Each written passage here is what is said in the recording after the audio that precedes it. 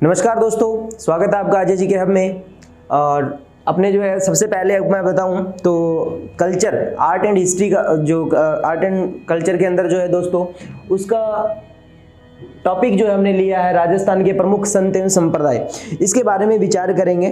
तो दोस्तों एक एक टॉपिक को अच्छे से अध्ययन करेंगे। अपने शुरुआती दौर है तो बिल्कुल अच्छे से, बिल्कुल गहनता से अध्ययन करेंगे, ताकि 0 से 0 लेवल से उठ के आप बिल्कुल टॉप लेवल के एग्जाम तक भी, RS लेवल के एग्जाम तक भी आपको कोई भी परेशानी ना है किसी भी प्रकार की। तो अच्छा टॉपिक है। बच्चों को, हर बच्चे के सर दिमाग में रहता है सर संत संप्रदाय, सर पहला संत पढ़ते हैं, दूसरा भूल जाते हैं, दूसरा पढ़ते हैं, तीसरा भूल जाते हैं। भाई जी संत है, थोड़ा कोई मत्था वत्था टेक के पढ़ा करो अच्छे से, ताकि दिमाग में रहे, है ना। मतलब ध्यान तो कहीं और होता है, पास में मोबाइल रख लेते हो फिर पढ़ने लग जाते हो, तो कैसे दिमाग में आएगा बताओ, है। तो ऐसा कुछ नहीं है। मैं आपको बताऊं तो बहुत ही इजी टॉपिक है ये, बहुत ही इजी टॉपिक है। सिर्फ पढ़ने का तरीका होना चाहिए, ठीक है ना। एक तो कड़ी से कड़ी जोड़ते रखो भी, हाँ भी सर ये संत इस तरीके से आगे बढ़ा, इसने ये संप्रदाय चलाई, उस संत ने, पहले संप्रदाय को याद करो, संत को याद करो। सिर्फ इतना ध्यान रखो भी ये संप्रदाय इस संत ने चलाई, ये संप्रदाय इस संत ने चलाई, ये संप्रदाय इसने, तो अपना क्या होगा, बेसिक क्लियर हो जाएगा। उसके बाद में संप्रदाय के क्या क्या नियम थे उनके बारे में। संप्रदाय क्या है, अरे तो नियम ही तो है, घरेलू जो उपाय है। आप रहते हो, आप अपने धर्म में रहते हो, हिंदू धर्म है, मुस्लिम धर्म है, जैन धर्म है, अलग अलग धर्म है। तो दोस्तों अब उनके अलग अलग विचार होते हैं, अलग अलग नियम होते हैं। बस वैसी भावनाएं तो है यहाँ पर, भक्ति की भावनाएं तो है इन संप्रदाय में, और क्या है। तो सबसे पहले क्या है, बच्चे जो टॉपिक का नाम देख लेते हैं, सर राजस्थान के प्रमुख संत एवं संप्रदाय। इसके अंदर वो चीज नहीं देखते भी सर संत क्या है, संप्रदाय क्या है। पढ़ना शुरू कर दिया, दे धड़ाधड़ पढ़ना शुरू कर दिया सर, और कोई दिक्कत नहीं। लेकिन दोस्तों मैं आपको बता देता हूं यहाँ पर, सबसे पहले मैं आपको बताऊं तो संत क्या होता है दोस्तों। ये भी एक अपनी तरह क्या थे, सामान्य व्यक्ति थे। लेकिन दोस्तों ये सामान्य नहीं रहे, मतलब भी सर इनका जो है मोह माया संसार से क्या था, थोड़ा सा क्या है, ध्यान हटा लिया अपना, थोड़ा सा क्या पूरा हटा लिया, थोड़ा सा तो आप भी हटा लेते हो कई बार, लेकिन काम नहीं चलता थोड़े से, ठीक है। मतलब इन्होंने क्या है, संसार को मिथ्या मान लिया। क्लियर है, मोह माया। तो इन्होंने दोस्तों अपना गुरु बनाया। गुरु से क्या प्राप्त किया, ज्ञान, जिसे बोलते हैं दोस्तों दीक्षा ग्रहण करना। तो गुरु से ज्ञान या दीक्षा ग्रहण करके दोस्तों क्या बन गए, वो व्यक्ति क्या बन गए, संत बन गए। और उन्हीं संतों के द्वारा जो अपनाया गया दोस्तों रास्ता, या फिर दोस्तों जो नियम दिए गए, वो क्या कहलाई दोस्तों, संप्रदाय कहलाई। यानी कि सर उन्हीं जो संतों द्वारा जो पथ मतलब रास्ता, जो पथ प्रदर्शित किया गया, वो क्या कहलाई दोस्तों, संप्रदाय कहलाई। तो उन संतों के द्वारा चलाए गए नियम, उनके द्वारा अपनाया गया रास्ता, वो जो है दोस्तों क्या कहलाई थी, संप्रदाय। तो सर हमारा यहां से क्या हुआ, बेसिक क्लियर हुआ बिल्कुल। अभी देखिएगा नेक्स्ट सर, ये जो संप्रदाय शब्द हमने लिया है, इधर देखना सर। संप्रदाय जो होती है दोस्तों, इन संप्रदाय में प्रत्येक संत की क्या होती है सर, भक्ति परंपरा होती है। क्या होती है सर, संप्रदाय की क्या होती है सर, भक्ति परंपरा होती है। इस भक्ति परंपरा को देख के यहाँ पर भक्ति की जाती है। तो भक्ति परंपरा दोस्तों 2 प्रकार की होती है, मैं आपको बताऊं सर। एक भक्ति परंपरा होगी सैगुणी भक्ति परंपरा, और एक होगी दोस्तों निर्गुणी भक्ति परंपरा। तो सैगुणी भक्ति परंपरा और निर्गुणी भक्ति परंपरा के बारे में विचार करते हैं दोस्तों। देखिएगा सैगुणी भक्ति परंपरा क्या होती है, निर्गुणी भक्ति परंपरा क्या होती है, सैगुणी भक्ति परंपरा क्या होती है, निर्गुणी भक्ति परंपरा क्या होती है, उसके बारे में विचार करना है। तो दोस्तों सैगुणी भक्ति परंपरा होती है जिसमें ईश्वर को साकार माना जाता है, ईश्वर को साकार माना जाता है। और निर्गुणी में सर ईश्वर को निराकार माना जाता है, ईश्वर को निराकार माना जाता है। तो सर इसमें ईश्वर को साकार माना जा रहा है, इसमें ईश्वर को निराकार माना जा रहा है। दोस्तों ध्यान रखिएगा, सैगुणी और निर्गुणी भक्ति परंपरा है और कुछ ही नहीं है। तो दोस्तों इसमें साकार का मतलब क्या हुआ सर, इसमें निराकार का मतलब, अरे भाई जी बात सीधी सी है। इसमें ईश्वर जो है आपके सामने दिखना चाहिए, जब तक दिखेगा नहीं तो कैसे आप भक्ति करोगे। मतलब भावना हुई ना, देखने की भावना, ईश्वर को आप साकार रूप में देख रहे हो। यानी कि सर आपके पास में भक्ति करने का कोई ना कोई साधन जो है वो उपलब्ध होना चाहिए। साधन मीन कोई कार मोटर गाड़ी नहीं चाहिए आपको। मतलब सर आपको जो है मंदिर, मान लीजिए जैसे कि आपके सामने मूर्ति होनी चाहिए, मंदिर होना चाहिए। तो ऐसे जो साधन आपके पास में उपलब्ध होंगे तो आपकी भक्ति दोस्तों कैसी होगी, सगुणी भक्ति परंपरा होगी। बात करते हैं निर्गुणी भक्ति परंपरा की, यानी कि सर इसमें ईश्वर को निराकार, जहां पर दोस्तों भक्ति करने के लिए साधन आपके पास में उपलब्ध नहीं होंगे। मान लो एक व्यक्ति है, सुबह उठा, नहाया धोया, मंदिर जाके पूजा करके आ रहा है, कैसी भक्ति होगी उसकी? साधन है, साधन चाहिए, मंदिर जा रहा है, मूर्ति के सामने पूजा कर रहा है, कैसी होगी सर? सगुणी भक्ति। एक व्यक्ति है, सुबह उठा, नहाया धोया, ऊपर बैठा छत पर और आराम से भक्ति करके आ गया, कैसी भक्ति होगी? निर्गुणी भक्ति परंपरा होगी। मतलब दोस्तों ध्यान रखिएगा, निर्गुणी के अंदर सर उसे कोई भी साधन की जरूरत नहीं है और सगुणी में उसको साधन की जरूरत होगी। तो मैं आशा करता हूं ये दोनों बातें आपने समझ ली होगी। अब दोस्तों हर एक संप्रदाय के अंदर मैं आपको पढ़ाऊंगा तो हर बार कहूंगा ये संप्रदाय सगुणी भक्ति परंपरा की है, ये निर्गुणी की है, ये सगुणी निर्गुणी दोनों की है। तो उस पर मैं हर जगह आपको बताऊं, उसमें क्या आप कंफ्यूज हो जाओगे। क्लियर है? लेकिन अपने को कंफ्यूजन नहीं रखना है भैया, ठीक है? तो देखो सीधी सी बात है, संप्रदाय को जो भक्ति परंपरा है वो 3 पार्ट के अंदर, मैंने 2 बताई है अभी। तो दोस्तों कुछ भक्ति जो है ऐसी थी जो सर सगुणी और निर्गुणी, यानी कि सर मंदिर है तो भी पूजा कर ली, अगर नहीं है तो रिश्तेदारी में गए, मंदिर नहीं है तो भी पूजा हो गई, तो सर वो कैसी हो गई सर? सगुणी और निर्गुणी दोनों होगी। तो सबसे पहले मैं बताऊं आपको सगुणी भक्ति परंपरा, फिर दूसरी की बात करूं तो दोस्तों निर्गुणी भक्ति परंपरा, और तीसरी की बात करूंगा तो दोस्तों सगुणी और निर्गुणी दोनों। तीसरी में कौन सी आ जाएगी? सगुणी और निर्गुणी दोनों। क्लियर? तो सगुणी निर्गुणी और सगुणी और निर्गुणी। क्लियर? तो सबसे पहले दोस्तों सगुणी भक्ति परंपरा को देखते हैं। मैं आपको बताता हूं सगुणी भक्ति परंपरा, जिसमें आपको 5 पॉइंट याद रखने, सिर्फ 5 पॉइंट याद रखने हैं। 5 पॉइंट याद रख लिए सगुणी के, 3 याद रख लो इसके, बाकी बच गए सारे निर्गुणी के, बात ही खत्म है। क्लियर है? तो सबसे पहले दोस्तों 1 नंबर पर देखते हैं। 1 नंबर पर जो है सबसे पहले मैं आपको बताता हूं, आपने नाम सुना होगा मीराबाई का। मीराबाई दोस्तों, इनके द्वारा जो चलाई गई संप्रदाय थी वो कौन सी संप्रदाय थी दोस्तों? दास दासी संप्रदाय या दासी संप्रदाय। दोस्तों ध्यान रखिएगा, तो मीराबाई जो है दोस्तों ध्यान रखना, वो सगुणी भक्ति की परंपरा की थी। आप सभी को पता होगा मीराबाई जो थी वो कृष्ण भक्त थी, और मीरा की मूर्ति जो है दोस्तों कुंभा द्वारा निर्मित जो मीरा मंदिर था, जिसका पुनः निर्माण सांगा ने करवाया था, जिसमें मूर्ति लगी थी भगवान श्री कृष्ण की, जिसकी पूजा किया करती थी कौन सर? भाई मीराबाई किया करती, जिसे राजस्थान की राधा के नाम से जाना जाता है। मीराबाई दोस्तों ध्यान रखिएगा, कुड़की ग्राम, पाली गोपीनाथ शर्मा के अनुसार वैसे जन्म होता है इनका मेड़ता सिटी के अंदर। क्लियर? अभी देखना, तो सर मीराबाई जो है दासी संप्रदाय की थी, जो सर भगवान श्री कृष्ण की बड़े ही प्यार से पूजा किया करती, दासी बन गई थी, अपना पति मान लिया था भगवान श्री कृष्ण को। पति था इनका भोजराज। भोजराज की मृत्यु 1517 में खातौली के युद्ध में हो जाने के बाद में दोस्तों जो है मीराबाई ने अपना पति माना था भगवान श्री कृष्ण को, और उनकी भक्ति में दोस्तों क्या है? डूब गई थी, वृंदावन गई थी, वृंदावन गई थी। दोस्तों कवि रविदास जी को, जो दोस्तों ध्यान रखिएगा, संत रविदास जी को क्या बनाया था? अपना गुरु बनाया था। नेक्स्ट बात करता हूं दोस्तों 2 नंबर पर अगर बात की जाए तो मीराबाई के बाद में दूसरे नंबर पर है दोस्तों गौरीबाई। गौरीबाई जो डूंगरपुर की रहने वाली दोस्तों बचपन में ही विधवा हो गई थी, ये भी दोस्तों मीरा की तरह सर क्या हो गई? ये भी सर भगवान कृष्ण की हो गई, दासी बन गई। दोस्तों ध्यान रखिएगा, तो मीराबाई और गौरीबाई दोनों सर कृष्ण भक्ति थी, इसीलिए दोस्तों बागड़ की मीरा के नाम से जानी जाती है। कौन दोस्तों? डूंगरपुर की गौरीबाई। नंबर 3 पर बात करते हैं दोस्तों, ध्यान रखिएगा, नंबर 3 पर बात करते हैं दोस्तों संत भक्त कवि दुर्लभ। सर इन्हें राजस्थान का नरसिंह कहा जाता है, राजस्थान का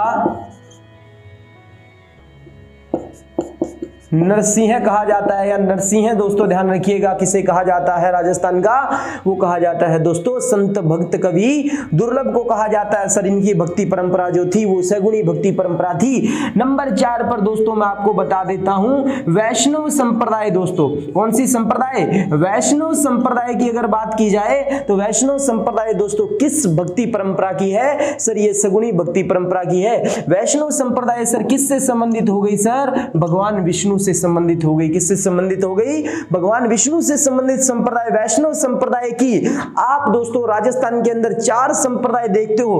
कितनी संप्रदाय देखते हो दोस्तों? 4 संप्रदाय देखते हो। पहली संप्रदाय मैं आपको पढ़ाऊंगा वल्लभ संप्रदाय, उसके बाद में मैं पढ़ाऊंगा आपको गौड़िया संप्रदाय।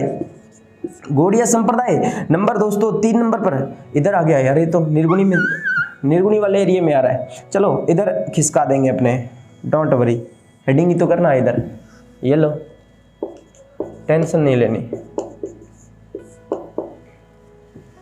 थोड़ा इसको इधर कर दो।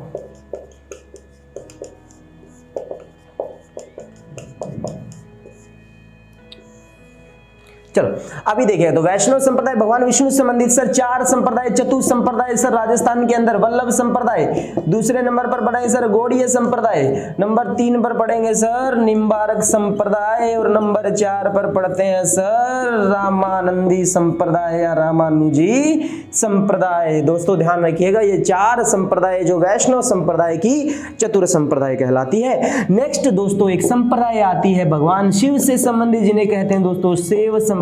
ये खाने वाला सेव नहीं है दोस्तों, ध्यान रखिएगा, खाने पीने के अलावा भी जिंदगी में बहुत कुछ होता है, ठीक है। तो सेव संप्रदाय दोस्तों ध्यान रखिएगा, जिसके अंदर कापालिक और पाशुपत संप्रदाय के बारे में विचार करेंगे दोस्तों। वैसे तो लिंगायत और काश्मीरिक भी होती है इसी संप्रदाय के अंतर्गत, लेकिन अपने राजस्थान के अंदर जो है 2 ही संप्रदाय है सेव संप्रदाय से जुड़ी, कापालिक और पाशुपत। तो मैं बताना चाहता हूं दोस्तों, ये 5 संप्रदाय याद कर लेना जो सगुनी भक्ति परंपरा से संबंधित है, उसके अलावा जो है वो अलग ये 2 बच जाती है। क्लियर? आशा करता हूं यहां तक आपको बिल्कुल अच्छे से समझ में आया होगा।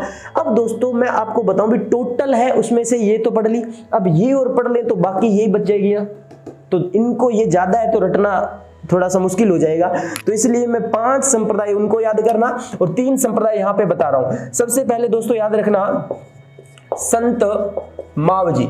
संत मावजी द्वारा दोस्तों ध्यान रखिएगा निष्कलंक संप्रदाय प्रारंभ की गई। कौन सी संप्रदाय प्रारंभ की गई दोस्तों? निष्कलंक संप्रदाय। नंबर 2 पर अगर बात की जाती है, नंबर 2 पर अगर बात की जाती है दोस्तों संत चरणदास जी, संत चरणदास जी द्वारा दोस्तों ध्यान रखिएगा दूसरे नंबर पर सर चरणदासी संप्रदाय। कौन सी संप्रदाय?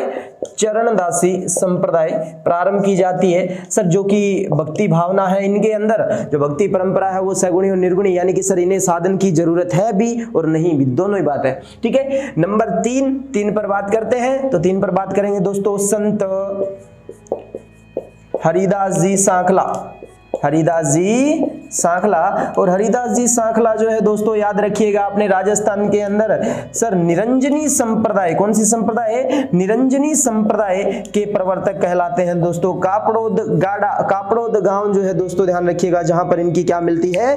प्रधान पीठ, और गाड़ा गांव के अंदर दोस्तों जन्म स्थल हरिदास जी सांखला का, जो आपको आगे मैं पढ़ाऊंगा ये निरंजनी संप्रदाय उसमें देखेंगे। तो देखो 3 उधर और 5 पॉइंट इधर, बाकी बच गई सारी इधर। तो एग्जाम्पल के रूप में देख लीजिएगा, जैसे कि जसनाथी संप्रदाय, जैसे कि बिश्नोई संप्रदाय, जैसे कि और कौन सी संप्रदाय? दादू संप्रदाय, जैसे कि और संत संत पीपा, रविदास इत्यादि। यानी कि सर जितनी भी अपने बाकी की पढ़ेंगे वो सारी की सारी संप्रदाय सर निर्गुणी भक्ति परंपरा की। तो आशा करता हूं दोस्तों यहां तक आपको जो है बिल्कुल अच्छे तरीके से समझ में आ चुकी है, सगुणी, निर्गुणी, सगुणी और निर्गुणी। तो तीनों दोस्तों अब बीच में लफड़ा नहीं बचा किसी भी प्रकार का, जैसे कि इसमें लाल राशि वगैरह संप्रदाय और भी आ जाएगी, काफी आएगी, अपने पढ़ेंगे खूब सारी है। तो बीच में सर आप हमसे प्रश्न पुट करोगे भी सर ये संप्रदाय कौन सी है, फट से बता देंगे सर, क्योंकि हमने ये टेबल याद कर ली है। क्योंकि ये टेबल याद होने के पश्चात उसमें कुछ बचता ही नहीं है, क्योंकि अच्छा क्वेश्चन बनता है दोस्तों इसका, निम्नलिखित में से कौन सी संप्रदाय ऐसी है जिसकी भक्ति परंपरा निर्गुणी नहीं है? तो 3 वो निर्गुणी डालेगा और 1 सगुणी डाल देगा, तो निर्गुणी नहीं है में सगुणी वाली होगी, तो दोस्तों वो इसमें से दे देगा। समझ में आ रही है मेरे बात? तो क्वेश्चन इस तरीके से बनेगा, स्क्रीनशॉट ले लीजिए इसका। नेक्स्ट इसके बाद में दोस्तों सबसे पहले मैं संप्रदाय जो सबसे टफ संप्रदाय मानते हैं बच्चे, वैष्णव संप्रदाय, काफी विस्तारित संप्रदाय है, लगभग 2-3 पेज का मैटर हो जाता है इसका, और जिसमें बच्चे कहते हैं सर कंफ्यूजन काफी ज्यादा रहता है। तो दोस्तों बिल्कुल कंफ्यूजन नहीं रहेगा किसी भी प्रकार का, तो मेरे साथ साथ जैसे मैं पढ़ा रहा हूं वैसे पढ़ लेना इसको अच्छे से। देखिएगा दोस्तों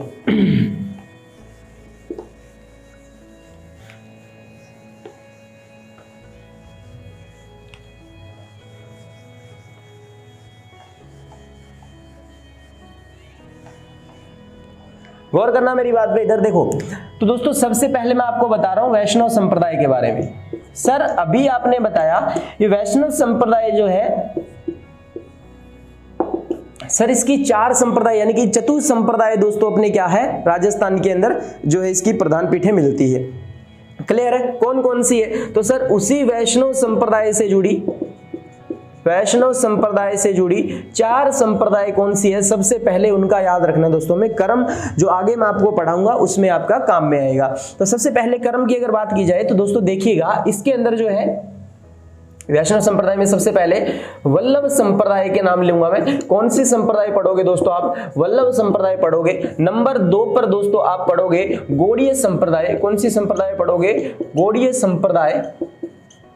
संप्रदाय। नेक्स्ट दोस्तों अगर तीसरे में पढ़ते हैं दोस्तों तो वो आती है निम्बारक संप्रदाय। कौन सी आती है दोस्तों? निम्बारक संप्रदाय। और नंबर 4 पर दोस्तों अपने पढ़ते हैं रामानंदी संप्रदाय। कौन सी संप्रदाय पढ़ते हैं दोस्तों? रामानंदी संप्रदाय। जैसे कि मैं आपको बता दूं इनके उपनाम, तो उपनाम दोस्तों वल्लभ संप्रदाय को कहते हैं पुष्टि मार्गीय संप्रदाय। पुष्टि मार्गीय संप्रदाय।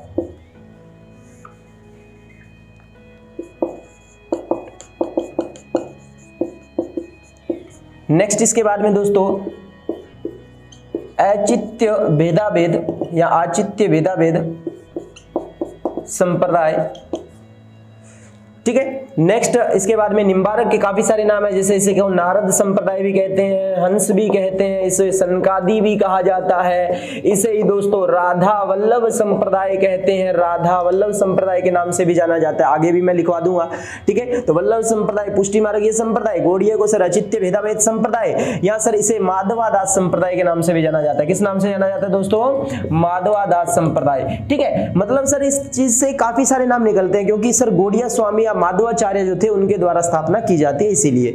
सर रामानंदी संप्रदाय जो है इसे दोस्तों रामानुजी या रामावत संप्रदाय के नाम से भी जाना जाता है। जो भी आपको चारों संप्रदाय दोस्तों आगे अभी पढ़ने को मिलेगी, तो मैं सबसे पहले तो आपको कर्म याद करवा देता हूं। सबसे पहले वल्लभ संप्रदाय पढ़नी है, इसके बाद में 2 नंबर पर गौड़िया, 3 नंबर पर निम्बारक और 4 नंबर पर पढ़नी है।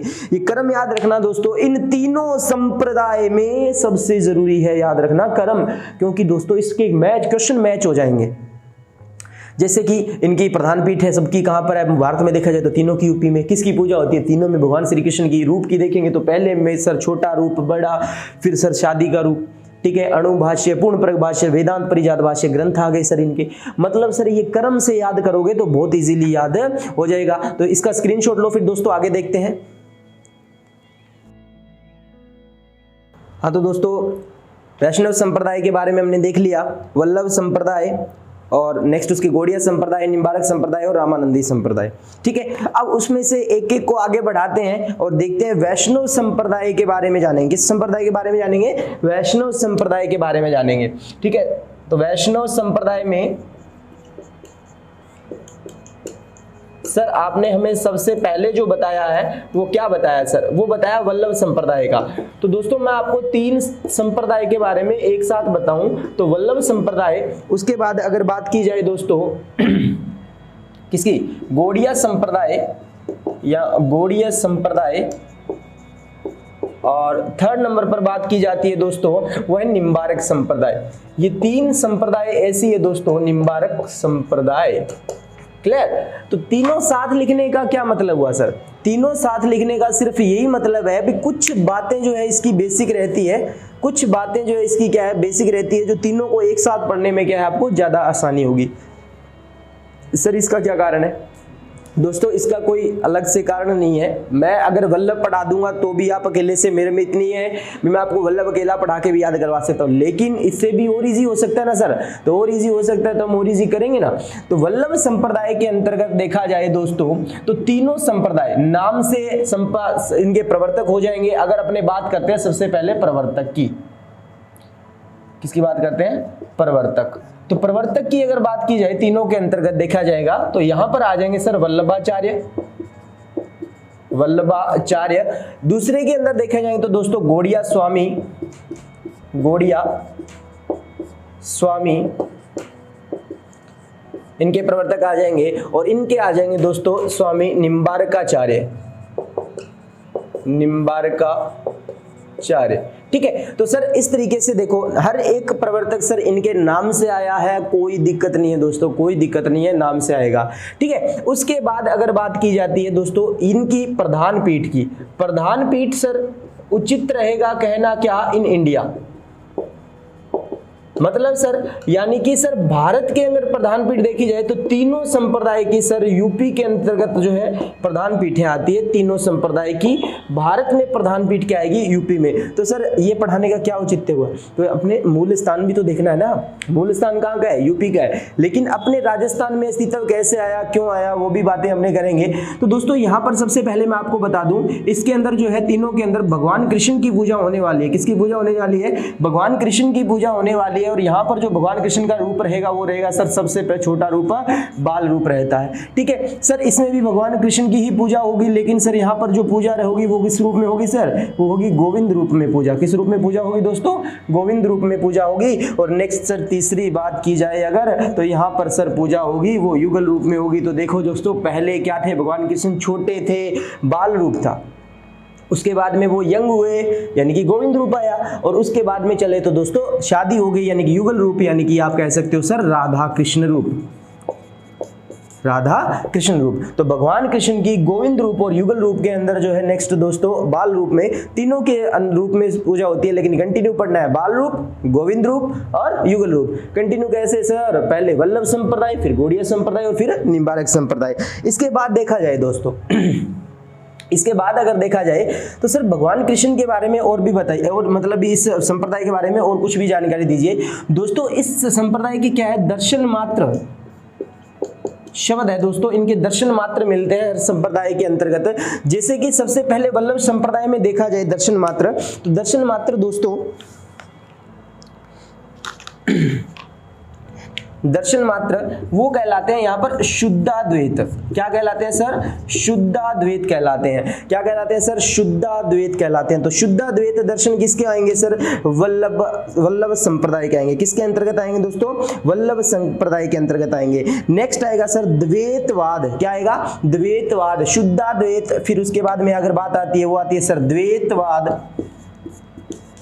द्वैतवाद। और यहां पर जो दर्शन आएगा दोस्तों वो आएगा द्वैताद्वैत, द्वैताद्वैत। ठीक है, तो द्वैताद्वैत किसके है, तो तीन शब्द लगातार बोलिएगा, शुद्धाद्वैत, द्वैतवाद, द्वैताद्वैत, वल्लभ, गौड़िया, निम्बारक, शुद्धाद्वैत, द्वैतवाद, द्वैताद्वैत। तो तीनों के अंदर दर्शन मात्र हो गई सर।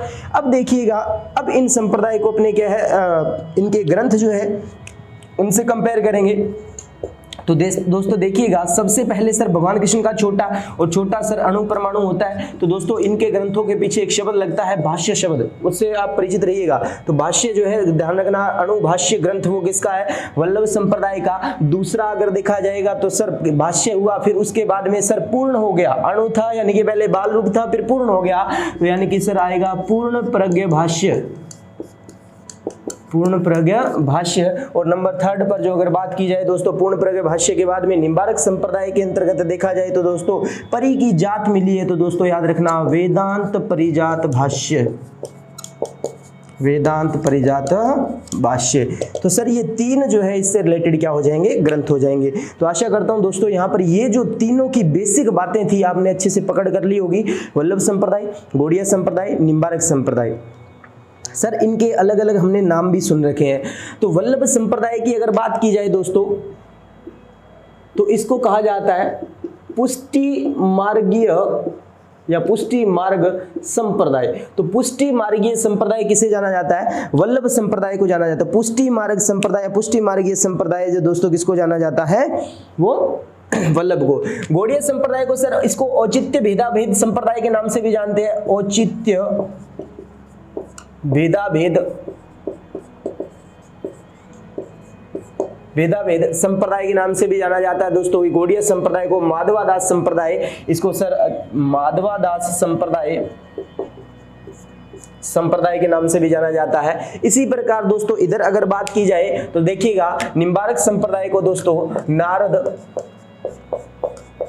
हंस, निम्बारक, नारद, हंस, सनकादि कौन सी? सनकादि। तो नारद हंस सरकादि व राधा वल्लभ, कौन सी? राधा वल्लभ। तो राधा वल्लभ संप्रदाय के नाम से भी जाना जाता है। तो 3 नाम यहां पर निकले हैं, 4 नाम, हंस, नारद, सनकादि और राधा वल्लभ। किसको? निम्बार्क संप्रदाय को कहते हैं। गौड़ीय संप्रदाय को औचित्य भेदाभेद संप्रदाय के नाम से भी जाना जाता है। वल्लभ संप्रदाय के अंदर बात की जाए तो पुष्टि मार्गीय संप्रदाय। तो एक बार रिपीट करते हैं सर, तीनों के अंदर भगवान कृष्ण की पूजा होती है। पहले छोटा बाल रूप, उसके बाद में बात की जाएगी तो सर बाल रूप के बाद में तो गोविंद बने, गोविंद रूप में, और उसके बाद में सर जो पूजा होती है वो याद रखना इनके युगल रूप में होती है, यानी कि राधा संग क्या हो गया? इन्हें प्यार हो गया था। तो प्यार तो दोस्तों राधा और कृष्ण का था, ठीक है। तो दूरियां जो है कभी प्यार को खत्म नहीं कर सकती, वो उसका जो है स्पष्ट उदाहरण जो है वो राधा कृष्ण का प्यार है। किसी का शरीर एक दूसरे का होने से प्यार खत्म नहीं होता, ये उदाहरण भी क्या है? राधा कृष्ण का उदाहरण है, ठीक है। तो राधा कहीं कृष्ण की क्या हुई थी? नहीं हुई थी, फिर भी सर प्यार नाम जो आज भी प्रेम की भावना जो है दोनों में, भगवान कृष्ण से पहले नाम लिया जाता है राधा का, है ना। तो वही बात है, तो प्यार जो है वो किसी के मोहताज नहीं हुआ करते। दर्शन मात्र जो है दोस्तों शुद्ध द्वैत, द्वैतवाद, द्वैताद्वैत, शुद्धाद्वैत, द्वैतवाद, द्वैताद्वैत। इसके बाद में चौथी आएगी, उसमें दर्शन मात्र कहलाते हैं विशिष्टाद्वैत। क्या कहलाते हैं दोस्तों? विशिष्ट द्वैत कहलाते हैं, विशिष्टाद्वैत कहलाते हैं। ध्यान रखिएगा इन सब बातों को, क्लियर है। चलो नेक्स्ट अपने आगे बढ़ते हैं ग्रंथ की। तो ग्रंथ दोस्तों पहला अणुभाष्य, दूसरा पूर्ण प्रग भाष्य, तीसरा वेदांत परिजात भाष्य। पहला ग्रंथ अणुभाष्य, दूसरा पूर्ण प्रग भाष्य, तीसरा वेदांत परिजात भाष्य। पहला अणुभाष्य, दूसरा पूर्ण प्रग भाष्य, तीसरा वेदांत परिजात भाष्य। तो 3-4 बार बोलना है। तो ये टेबल को इसका स्क्रीनशॉट ले सकते हो आप बहुत अच्छी तरीके से, कोई दिक्कत वाली बात नहीं है। फिर अपने वल्लभ संप्रदाय की आगे की जानकारियां ग्रहण करते हैं दोस्तों। तो कहता हूं ना, बार बार अभ्यास अगर आप सही से कर रहे हो, बार बार अगर अभ्यास आप सही से कर रहे हो तो दोस्तों आपको कहीं पे भी परेशानी नहीं आएगी, ये मेरा वादा है। तो आप बस पढ़ते रहिए, पढ़ते रहिए, पढ़ते रहिए, कोई कहीं पे भी किसी भी प्रकार की दिक्कत आपको नहीं आने वाली दोस्तों।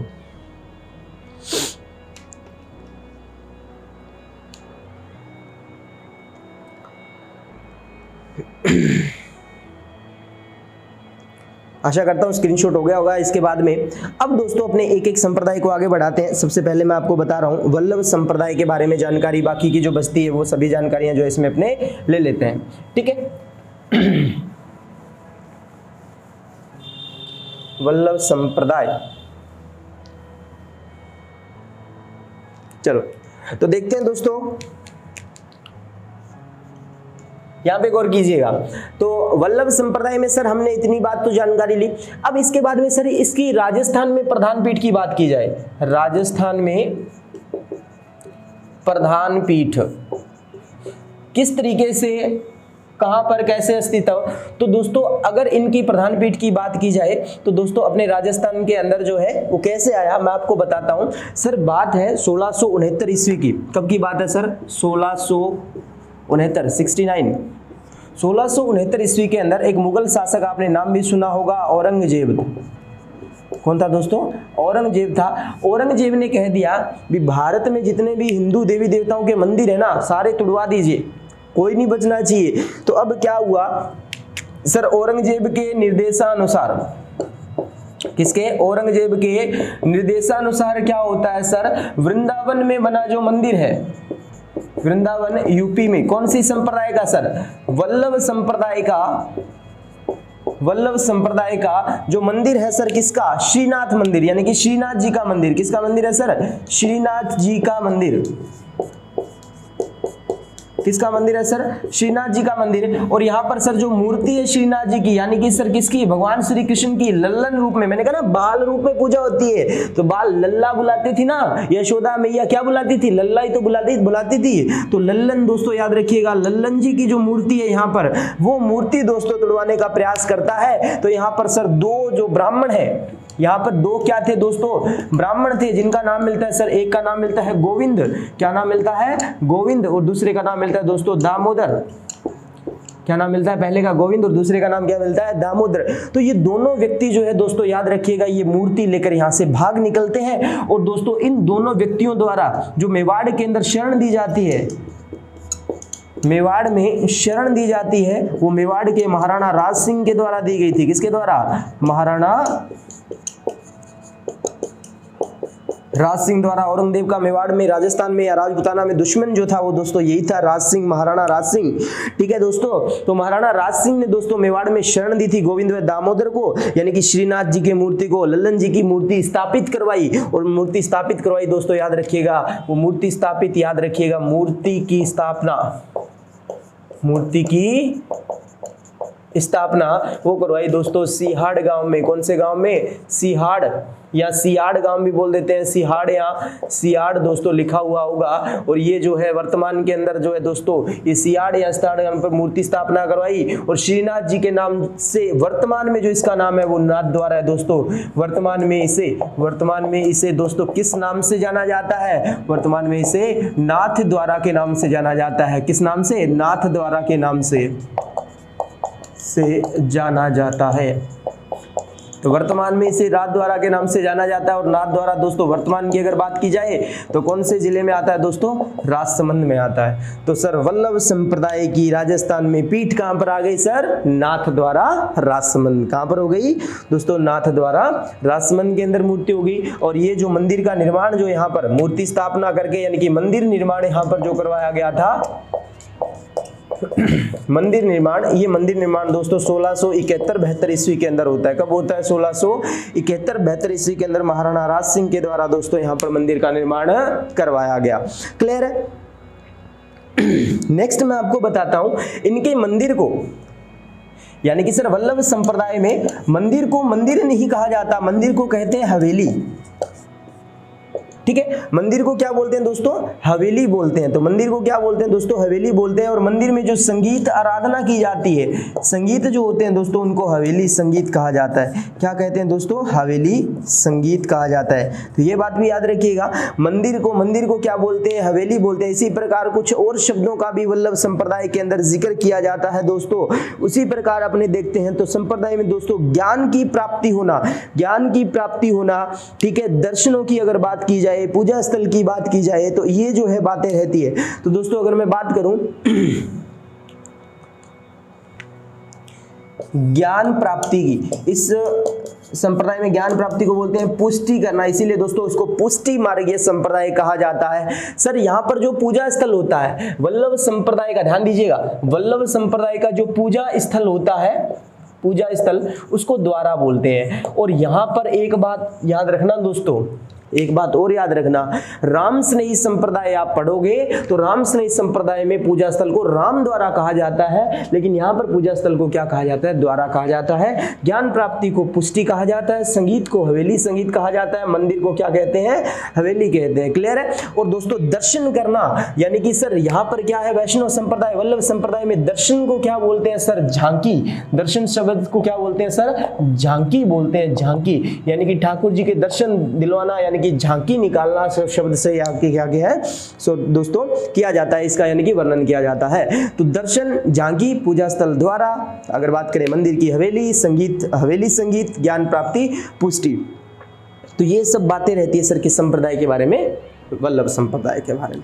तो आशा करता हूं आपको यहां तक बिल्कुल अच्छे से समझ में आया होगा। अभी श्रीनाथ मंदिर जो है उस मंदिर को पंडित का नाम याद रखना है, गोविंद दामोदर। कहां से सर? यूपी से भागे थे और यहां से औरंगजेब ने कहा था अभी राजपुताना में अगर किसी शासक ने इनको शरण देने की कोशिश की तो मैं उसको मरवा दूंगा। तो राज सिंह दोस्तों उनका दुश्मन था बचपन से, ठीक है, और वहां से उन्होंने क्या है मूर्ति की स्थापना करवाकर सिहाड़ के अंदर और यहाँ पर मंदिर का निर्माण कराया 71-72 के अंदर। क्लियर है दोस्तों? आशा करता हूँ यहाँ तक समझ में आया होगा। स्क्रीनशॉट ले लीजिए फटाफट से।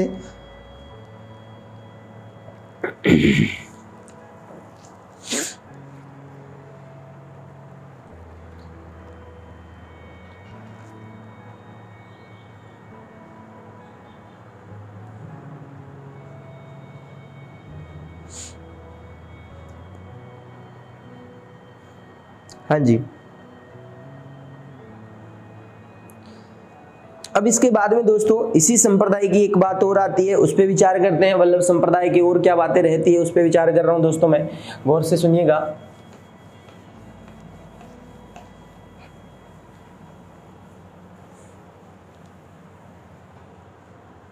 इधर देखो, तो सर बात आती है वल्लभ संप्रदाय के अंतर्गत और बातें। तो वल्लभ वैष्णव संप्रदाय में सर वल्लभ संप्रदाय की बात चल रही थी, मैं आपको बता देता हूं।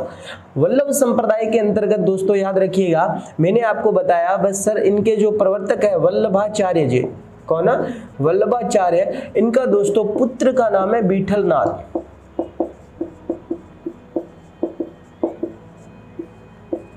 सर इनके द्वारा क्या किया गया, मंदिर में अष्टछाप कवि मंडली। तो अष्टछाप कवि मंडली दोस्तों किस संप्रदाय से जुड़ गई? अभी ये सर ये जुड़ गई वल्लभ संप्रदाय से।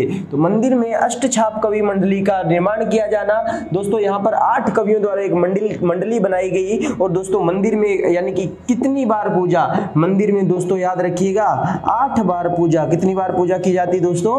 8 बार पूजा की जाती थी, याद रखना। तो मंदिर में अष्टछाप कवि मंडली का बनाया जाना और मंदिर में 8 बार पूजा किया जाना किस संप्रदाय की ओर संकेत करता है? वल्लभ संप्रदाय की ओर संकेत करता है दोस्तों, याद रखिएगा। नेक्स्ट अगर बात की जाए इनके द्वारा दोस्तों राजस्थान के अंदर 7 पीठ जो है किस संप्रदाय की? वल्लभ संप्रदाय की दोस्तों टोटल कितनी? 7 पीठ जो है इनके द्वारा फैला दी गई। किस संप्रदाय द्वारा दोस्तों? वल्लभ संप्रदाय द्वारा। तो वल्लभ संप्रदाय की सर 7 पीठ जो है वो कौन कौन सी है, उनको एक बार विचार करते हैं अपने आंखों के सामने, जिसमें से 6 तो अपने राजस्थान में है और 5 तो अपने राजस्थान में है और 2 क्या है राजस्थान से बाहर है। उन पे विचार करते हैं कौन कौन सी है। तो देखते हैं दोस्तों, ये नोट हो गया होगा, अगर नहीं हुआ तो वीडियो को एक बार पॉज करके आप कर सकते हो। 1 से 2 बार अगर आपने वीडियो अच्छे से देख ली तो आपका ये कॉन्सेप्ट क्लियर हो जाएगा और याद करने वाला जो लफड़ा है वो खत्म हो जाएगा, कोई दिक्कत नहीं आएगी आपको। चलो इधर देखते हैं दोस्तों, तो वल्लभ संप्रदाय की पीठें, ठीक है। सबसे पहले अगर बात की जाए दोस्तों तो इन्हीं पीठों पे विचार करते हैं। सबसे पहले नाथ द्वारा को दोस्तों विठल दास भी कहा जाता है, विठलनाथ भी कहा जाता है, इसको याद रखना। इसको क्या कहा जाता है? विठलनाथ। नाथ द्वारा जो पीठ है ये कहां पर है सर? राजसमंद में, ठीक है। नाथ द्वारा यानी कि सॉरी इसको श्रीनाथ लिखूंगा मैं, श्रीनाथ पीठ का नाम है। और ये जो पीठ है दोस्तों ये नाथ द्वारा में है, नाथ द्वारा राजसमंद।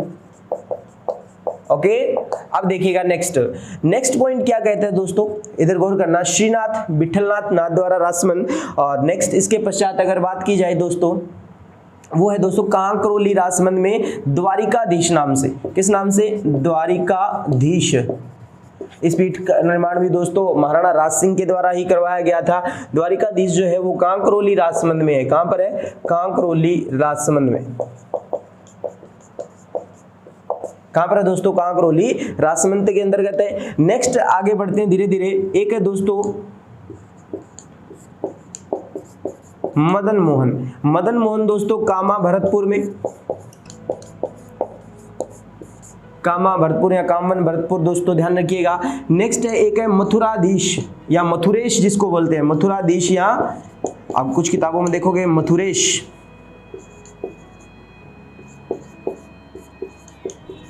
ठीक है, मथुरेश भी बुलाया जाता है। तो मथुराधीश या मथुरेश जो है दोस्तों वो कोटा में है। कहां पर है दोस्तों? कोटा के अंतर्गत है। नेक्स्ट अगर बात करेंगे तो गोकुलनाथ पीठ जो है वो है दोस्तों वृंदावन यूपी में। और नेक्स्ट अगर बात की जाती है दोस्तों गोकुलनाथ के बाद में गोकुल चंद्र, किसकी बात की जाती है? गोकुल चंद्र। और गोकुल चंद्र जो है दोस्तों याद रखना भरतपुर के अंदर है। ये भी कहां पर है पीठ दोस्तों? भरतपुर में है। और बाल कृष्ण तेरी सूरत प्यारी यानी कि सर बाल कृष्ण जो पीठ है वो कहां पर है? सूरत गुजरात में है सर। वो कहां पर है? सूरत गुजरात में। तो दोस्तों इस तरीके से जो याद रखिएगा 7 पीठें जो आपके सामने आई है, एक बार रिपीट करके देखो। श्रीनाथ नाथद्वारा राजसमंद में, द्वारिकाधीश कांकरोली राजसमंद में, मदन मोहन कामा भरतपुर में, मथुराधीश मथुरेश कोटा में, गोकुलनाथ वृंदावन यूपी में और गोकुल चंद्र भरतपुर में, बालकृष्ण सूरत गुजरात में।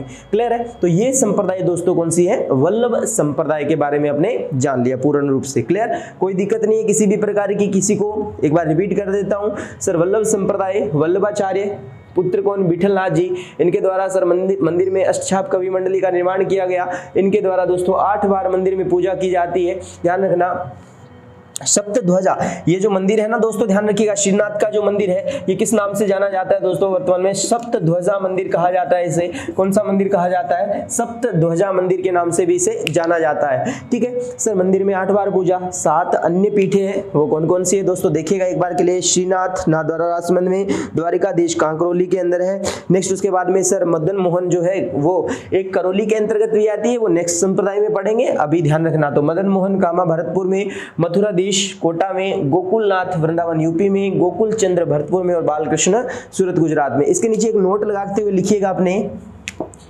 नोट लगा के एक बात नोट कीजिएगा। क्या नोट करोगे दोस्तों, लिखो मदन मोहन नामक पीठ करौली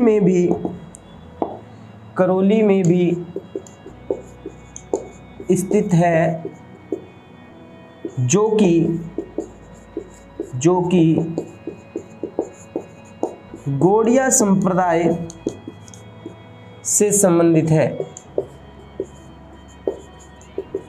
किससे संबंधित है दोस्तों, गौड़िया संप्रदाय से संबंधित है। तो मदन मोहन नामक पीठ दोस्तों करौली में भी स्थित है, जो कि गौड़िया संप्रदाय से संबंधित है। तो आशा करता हूं दोस्तों आपको वल्लभ संप्रदाय के बारे में संपूर्ण रूप से जानकारी हो गई है। तो यहां तक नोट करो सभी। पहले दोस्तों अगर वीडियो आपको वाकई में अच्छी लग रही है तो शेयर करो, नहीं तो आप जो भी इसके बारे में आप राय देना चाहते हो, क्योंकि क्लासेस शुरू की है मैंने एक विश्वास पे, स्टूडेंट की मांग पे भी बच्चे कह रहे हैं सर हमें कल्चर और हिस्ट्री के बारे में सर हमें बताइए, बिल्कुल भूल रहे हैं सर, कंटिन्यू पढ़ाई नहीं हो पा रही है। कुछ बच्चों के दिमाग में ऐसी जो भावनाएं आ रही है बार बार, कुछ बच्चे मेरे को कहते हैं सर क्लासेस लेके आओ हमारे लिए। तो मैं उन्हीं से कहूँगा अगर आपको क्लासेस बढ़िया लग रही है, आपके नोट्स अच्छे से, मैं कह रहा हूँ दोस्तों एक एक नोट्स अच्छे से क्रिएट करो, गारंटेड मैं एक एक टॉपिक यहाँ पर आपको करवा दूंगा, एक एक बात यहाँ पर बता दूंगा जो आपने कहीं पढ़ी भी ना होगी, ऐसी ऐसी बातें भी मैं इस बोर्ड पे लिखने वाला हूँ आपके लिए। ठीक है, तो उनको दोस्तों पढ़ते हुए आप अगर आपको लगे भी हाँ वाकई में सर इन चीज़ के अंदर जो है हमें लाइक कर सकते हैं, हम इसको पसंद कर रहे हैं, तो दोस्तों उसको शेयर जरूर करना वीडियो को, ताकि क्या है और लोगों को भी इस चीज़ का फ़ायदा हो सके। और आपका ये प्यार स्नेह बना रहा तो हम आगे और भी नई नई चीज़ें आपके लिए लेके आएंगे दोस्तों। क्लियर। नेक्स्ट दूसरी संप्रदाय के अंदर आगे बढ़ते हैं दोस्तों। वल्लभ संप्रदाय के बाद में नेक्स्ट संप्रदाय की ओर चलते हैं, जिस संप्रदाय का नाम है दोस्तों गौड़िया संप्रदाय। क्या नाम है, गौड़िया संप्रदाय। वैष्णव संप्रदाय का ये दूसरा पार्ट आ चुका है दोस्तों, जिसमें आपने काफ़ी सारी बातें तो उस टेबल के अंदर डालनी थी, जैसे कि प्रमुख पीठ इसकी वृंदावन के अंदर ये दर्शन जो है वो गोविंद रूप में होते हैं, है ना। अचित्य भेदा भेद नाम से दोस्तों इसकी क्या है, दूसरा नाम है माधवादास संप्रदाय के नाम से भी जाना जाता है इसे, है ना।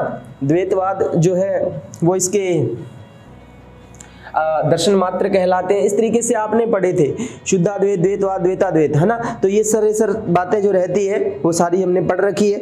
तो अभी एक बार के लिए थोड़ी सी बात और रहती है, वो भी बताता हूँ। तो संप्रदाय कौन सी दोस्तों, गौड़िया या गौड़िया संप्रदाय।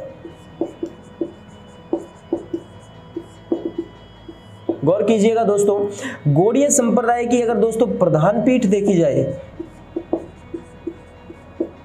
प्रधान पीठ, तो सर वो तो थी कहां पर, ये भी सर वृंदावन यूपी में, मुख्य तो मैंने आपको तीनों यूपी में बताई है। तो प्रधान पीठ भगवान कृष्ण से जुड़ी है, तो प्रधान पीठ सर यूपी में रिलेटेड है सर तीनों। अब सर ये बात जो है ये राजस्थान में कैसे है, तो राजस्थान में लाने वाला मैं आपको बताता हूं दोस्तों। गौड़िया संप्रदाय के अंदर दोस्तों किस रूप में पूजा होती है भगवान श्री कृष्ण की, गोविंद रूप में पूजा होती है। किस रूप में पूजा होती है, गोविंद रूप में। तो गौड़िया संप्रदाय का भव्य मंदिर यूपी में मिर्जा राजा मानसिंह द्वारा निर्माण करवाया गया, मानसिंह द्वारा निर्माण करवाया गया। तो आपसे पूछा जाए गौड़िया संप्रदाय के अंदर दोस्तों मानसिंह द्वारा मंदिर का निर्माण कहां पर करवाया गया, किसके द्वारा, मिर्जा राजा मानसिंह या मानसिंह प्रथम है, इसके द्वारा जो ये मंदिर का निर्माण दोस्तों करवाया जा रहा है। ये गौर करना मेरी बात पर, इस मंदिर का नाम भी क्या है दोस्तों, गोविंद के नाम पे गोविंद देव जी का मंदिर है। ये क्या नाम है दोस्तों, गोविंद देव जी का मंदिर। तो रटना नहीं है, गोविंद देव जी का मंदिर, यानी कि सर इसमें पूजा रूप भी कैसा है सर, गोविंद रूप में पूजा है। ठीक है, तो गोविंद देव जी का मंदिर जो है दोस्तों याद रखिएगा वो गौड़िया संप्रदाय का बनवाने वाला शासक कौन है सर, मिर्जा राजा मानसिंह है। क्लियर है सर। ये पीठ अपने राजस्थान में आई, तो राजस्थान में जो लेके आया दोस्तों याद रखिएगा वो कौन लेके आया था, वो बात आती है दोस्तों स्वाई जय सिंह की। किसकी बात आती है दोस्तों, स्वाई जय सिंह। और स्वाई जय सिंह द्वारा अपने राजस्थान के अंदर ये पीठ लेके कौन आया, वो व्यक्ति होगा मिर्जा राजा मानसिंह ही। तो अगर आपसे पूछा जाए राजस्थान में संस्थापक, राजस्थान में गौड़िया संप्रदाय का संस्थापक, गौड़िया संप्रदाय का संस्थापक तो कौन हो जाएगा दोस्तों, मिर्जा राजा मानसिंह ही होगा। लेकिन स्वाई जय सिंह, मैं बात कर रहा हूं मंदिर की, तो दोस्तों स्वाई जय सिंह ने दोस्तों यहां पर क्या एक मंदिर का निर्माण करवाया। ये मंदिर आपको दिखाई दे रहा होगा, ये मंदिर दोस्तों मंदिर है गोविंद देव जी का मंदिर। क्या है सर, गोविंद देव जी का मंदिर। और ये मंदिर का निर्माण दोस्तों, गोविंद देव जी के मंदिर का निर्माण जयपुर में करवाने वाला शासक कौन है, स्वाई जय सिंह है। और स्वाई जय सिंह द्वारा दोस्तों गोविंद देव जी के मंदिर का निर्माण करवाया गया। और आपको इस मंदिर की एक खास विशेषता पता होगी दोस्तों, यहाँ पर फूलों की घेर प्रसिद्ध है। तो फूलों की होली अगर आपसे पूछा जाए, फूलों की होली प्रसिद्ध है किस मंदिर की दोस्तों, तो गोविंद देव जी के मंदिर की फूलों की होली प्रसिद्ध है, याद रखिएगा। तो गोविंद देव जी का मंदिर स्वाई जय सिंह द्वारा निर्माण करवाया गया दोस्तों जयपुर के अंदर। लेकिन सर मिर्जा राजा मानसिंह ने यूपी में निर्माण कराया था, लेकिन राजस्थान में संस्थापक यही व्यक्ति कहलाता है गौड़िया संप्रदाय का। अब सर गौड़िया संप्रदाय की एक अन्य पीठ है राजस्थान में, हमें वो जाननी है। तो गौड़िया संप्रदाय की जो अन्य पीठ है दोस्तों, गौड़िया संप्रदाय की अन्य पीठ जो है वो याद रखिएगा, मैं अभी नोट में लिखवा के आया था, मदन मोहन नाम से। मदन मोहन नाम से दोस्तों वो है करौली के अंतर्गत। कहां पर है दोस्तों, करौली में। तो ये बात पॉइंट याद रखना, जिससे आपने 7 पीठें पढ़ी थी वल्लभ संप्रदाय की, श्रीनाथ, द्वारिकाधीश, नेक्स्ट उसके बाद में आपने पढ़ी मथुराधीश, फिर उसके बाद में आपने पढ़ी मदन मोहन, फिर उसके बाद में पढ़ी गोकुलनाथ, गोकुल चंद्र और फिर बालकृष्ण। तो ये 7 पीठें थी वल्लभ संप्रदाय के अंतर्गत। इसी प्रकार दोस्तों गौड़िया संप्रदाय के अंतर्गत भी एक पीठ है, उसका नाम है दोस्तों मदन मोहन। और मदन मोहन कहां पर है दोस्तों, करौली के अंतर्गत आती है। तो इसी प्रकार हमने तीनों संप्रदाय के बारे में पढ़ा है दोस्तों, वल्लभ संप्रदाय, गौड़िया संप्रदाय और उसके बाद में दोस्तों निम्बारक संप्रदाय की बात आती है। तो उसकी एक बात और सुनिएगा, निम्बारक संप्रदाय के बारे में आपने काफी सारी जानकारी ले ली, उनके राजस्थान में संस्थापक कौन है वो चीज हमें जाननी है। तो इसका स्क्रीनशॉट ले लो दोस्तों, साथ साथ नोट्स बनाओ भी अच्छे से, जो मैं बोल रहा हूँ उसको स्लो एक बार दोबारा सुन के नोट्स बनाओ अच्छे से, कलर पेन यूज कर करके, है ना, तो अच्छा लगेगा थोड़ा पढ़ने में।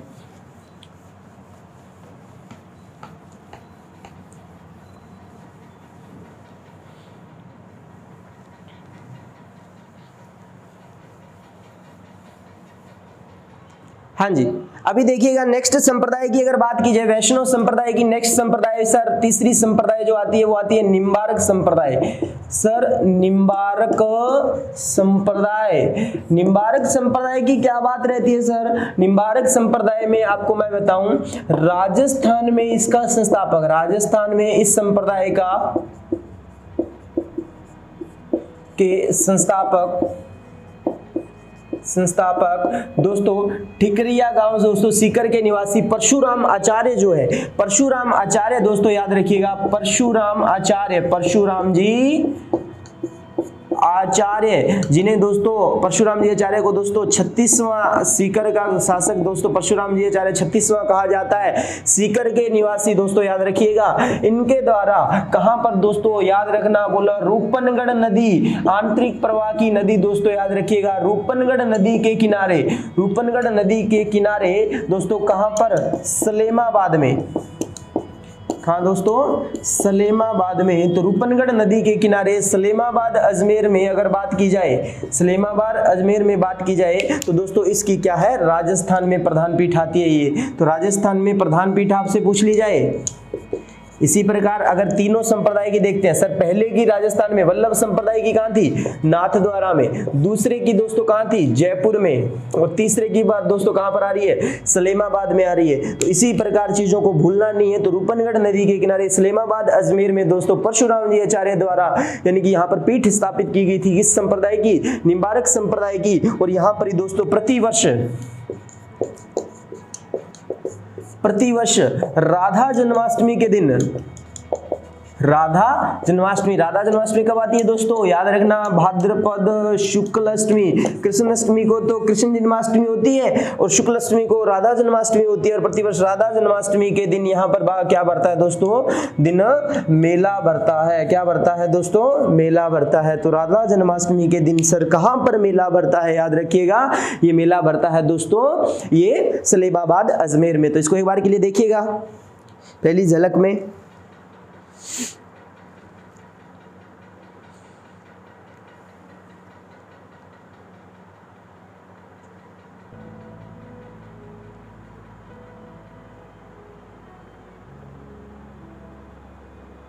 हाँ जी, जैसे कि सर हर किसी संप्रदाय के अंदर वल्लभ में पढ़ा सर 7 संप्रदाय अन्य पीठे बताई, गौड़िया में पढ़ा अन्य पीठे बताई। अगर दोस्तों यहाँ से आपसे पूछ लिया जाए निम्बारक संप्रदाय की अन्य पीठ, तो निम्बारक संप्रदाय की भी अन्य पीठ दोस्तों अगर आपसे कोई पूछ लेता है तो बता देना उदयपुर में स्थित है। कहाँ पर स्थित है दोस्तों, उदयपुर में स्थित है। तो उदयपुर में भी सर इनकी निम्बारक संप्रदाय की एक पीठ स्थित है, ध्यान रखिएगा। तो निम्बारक संप्रदाय, गौड़िया संप्रदाय और वल्लभ संप्रदाय, तीनों संप्रदाय अपने कंप्लीट कर चुके हैं दोस्तों। नेक्स्ट की जो बातें हैं, नेक्स्ट की जो संप्रदाय है वो नेक्स्ट क्लास के अंतर्गत देखेंगे। आज के लिए इतना ही काफी है। धन्यवाद दोस्तों। और वीडियो अगर आपको पसंद आई है तो ज्यादा से ज्यादा शेयर कीजिएगा। अजय जी के हब नाम से टेलीग्राम चैनल भी है दोस्तों, उस पे भी आप जो है ज्वाइन कर सकते हो, जिसपे हम क्वेश्चंस वगैरह डालते रहते हैं। कोई जो भी महत्वपूर्ण जानकारी जो है वो आपको मिलती रहेगी। किस नाम से, टेलीग्राम चैनल जो है दोस्तों ध्यान रखना, अजय जी के हब, स्पेस नहीं देना है, बिल्कुल पास लिखना है बिना स्पेस के। तो अजय जी के हब जैसे डालोगे तो आपको मेरी फोटो वहां पे मिल जाएगी और टेलीग्राम चैनल मिल जाएगा दोस्तों, जिसमें आप ऐड हो सकते हो। और ऐड होने के पश्चात आपको वहां पर अलग अलग टाइप के क्वेश्चंस, अलग अलग टाइप के जो जानकारी है वो मिलती रहेगी। और क्लासेस अपने जो एग्ज़ाम है उस एग्ज़ाम को देखते हुए कौन सा एग्ज़ाम, एलडीसी, पटवार, उसको हर एक लेवल के अकॉर्डिंग दोस्तों क्लासेस दी जाएगी। जरूरी नहीं है मैं टॉपिक वाइज चलता रहूँ कुछ अन्य चीज़ें में, नहीं, मैं करंटली जो मुद्दे होते हैं दोस्तों उनको भी उठा के आपके सामने क्वेश्चंस लेके आऊँगा, उनके लिए भी जो आपको जानकारी दूंगा। अलग अलग टाइप की बहुत ही अच्छी मेहनत जो अपने करने वाले हैं ताकि आपका एग्ज़ाम बिल्कुल 100% श्योरली निकल सके। क्लियर। धन्यवाद दोस्तों, नेक्स्ट मिलते हैं अपने अगली क्लास में।